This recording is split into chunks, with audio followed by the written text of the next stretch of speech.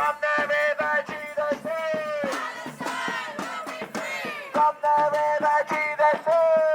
Palestine will be free. From the sea to the river. Palestine will live forever. From the sea to the river. Palestine will live forever. We are all Palestinians. We are all Palestinians. We are all Palestinians. We are all Palestinians. Ceasefire! Ceasefire! Ceasefire! Ceasefire! Ceasefire! Palestine! Palestine will be free! Palestine will be free!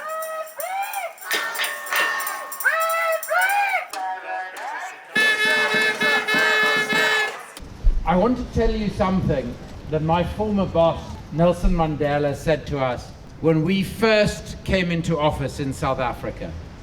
He walked into a meeting of our caucus and he said to us, "Who here thinks you're important?" And he knew that a few people would put their hands up. And he said, "Just remember who you represent. Because the moment you think you are more important than the people who elected you here, than the people who pay your salary, then you are of no use to our movement, to this parliament, or to our country." And that is exactly what we need to say today to our councillors. Over 70% of people in this country have been demanding an immediate ceasefire for over 4 months now. But the vast majority of our elected politicians refuse to call for an unqualified immediate ceasefire. We have somebody here who's going to read to you her poem. She wrote it herself. It lasts a minute. She's Kurdish originally, and how old are you? She's 10. Please listen. Hi everyone. I call this poem "The Children." They should be free. Zionists just don't see. They should have power over their own country. Think about the kids, the newborn babies gone, all their freedom gone. Think about the kids.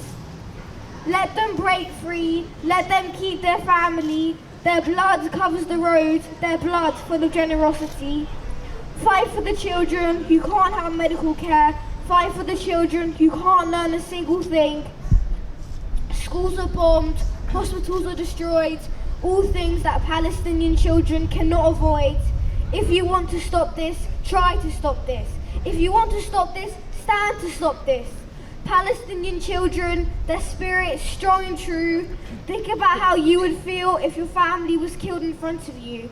Free them from the bombs, free them from the misery. One day Palestine will be free, you shall see.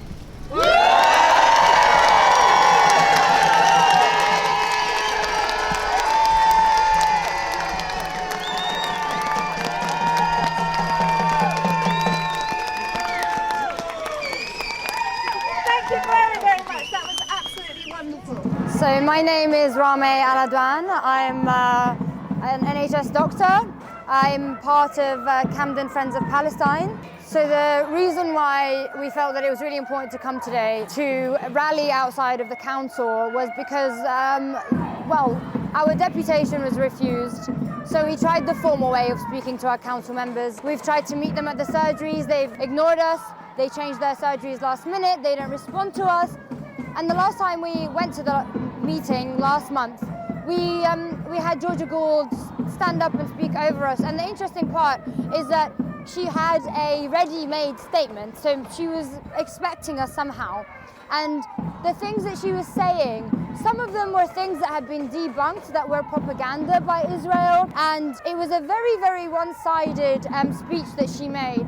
She also spoke about a two-state solution, which I find really interesting when our politicians in the UK tell Palestinians how they should go about their right to self-determination. And all of these things we're actually forfeiting, even talking about right now, because we wake up every day to an average of 250 Palestinians killed. We have had now 15 children die of starvation. Right now, it is imperative that we have a ceasefire.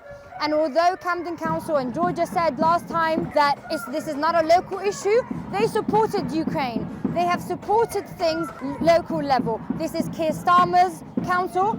It is almost certain Keir Starmer is going to be our next Prime Minister. And if he can't back a ceasefire that 70% of the UK's population want, then we are really in a tricky situation where we have a government that is meant to be an opposition, absolutely not opposing what the Tory are doing and not speaking for the people. And it's making us feel like we don't really have any democratic rights.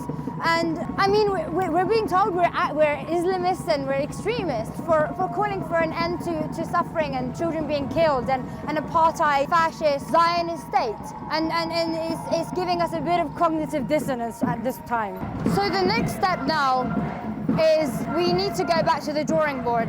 This is why local activity, local groups are so important. Apartheid South Africa was dismantled because the people at local level got together and organized. That's what we need right now.